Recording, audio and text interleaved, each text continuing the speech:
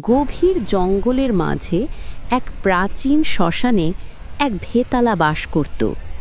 গ্রামের মানুষ তাকে বলতো মড়কের দূত, কারণ যাকে সে ডাকে তার মৃত্যু নাকি 7 দিনের মধ্যে হয়। একদিন কৌতূহলী যুবক রণজিৎ রাতে শ্মশানে যায় ভেতালাকে দেখবে বলে। বাতাস হু হু করে বয়ে যায়। চাঁদের আলোয় একটা শুকনো গাছের ডালে উল্টো হয়ে ঝুলছে ভেতালা। সে হেসে বলে, রণজিৎ, কেন এলি?